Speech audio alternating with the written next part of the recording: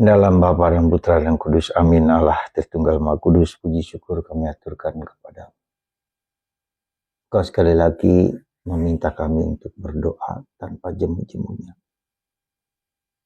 Berdoa senantiasa, berdoa selalu.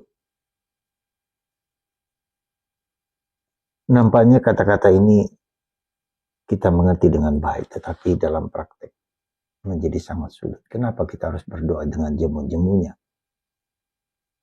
Karena hidup kita tidak tergantung dari kita sendiri.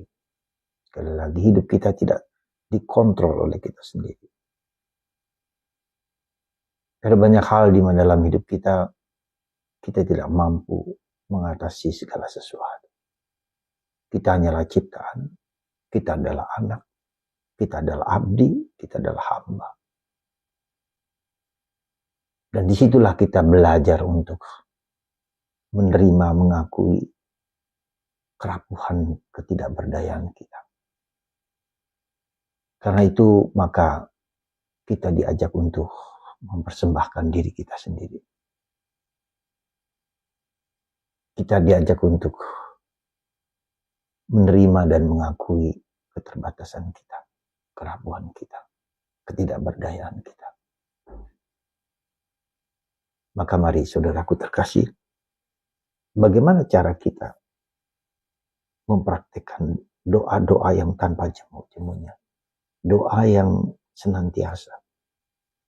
Kita tahu kita berdoa rosario, kita berdoa Salam Maria dan Bapa kami yang diajarkan Yesus, kita berdoa dalam Ekaristi, kita berdoa dalam doa lingkungan, doa stasi, misa, etc.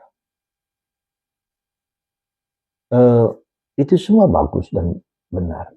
Tapi bagaimana supaya itu menjadi sesuatu yang menjadi suatu percakapan, suatu dialog, suatu komunikasi? Maka Santa Teresa mengajak kita untuk berdoa dengan kata-kata, dengan mulut kita, dengan pikiran kita, dengan perasaan kita, dan dalam roh dan kebenaran. Saya kira dengan mulut, dengan pikiran, perasaan kita semua sudah bisa menjalankan itu. Tapi dalam roh dan kebenaran, ini yang menurut saya penting dan perlu kita lakukan. Ya, kita sadari.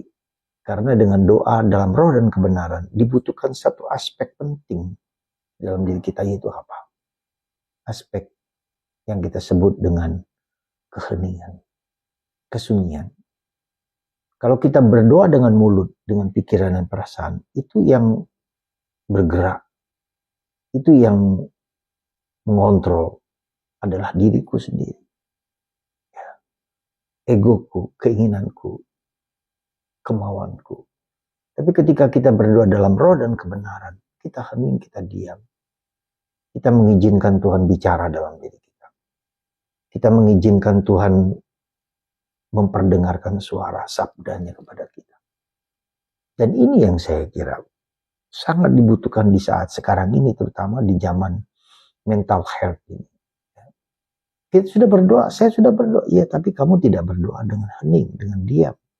Dan untuk diam itu kita sudah tidak bisa karena kita sudah sibuk dengan pikiran kita sendiri. Kita sudah dikuasai oleh pikiran kita sendiri. Kita sudah dikuasai oleh pikiran kita sendiri. Ya.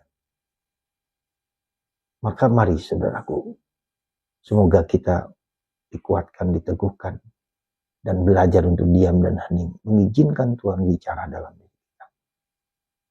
Ya, semoga Kristus menguatkan kita dan membuat kita untuk meluangkan waktu 5-10 menit sehari sebelum tidur untuk diam dan hening.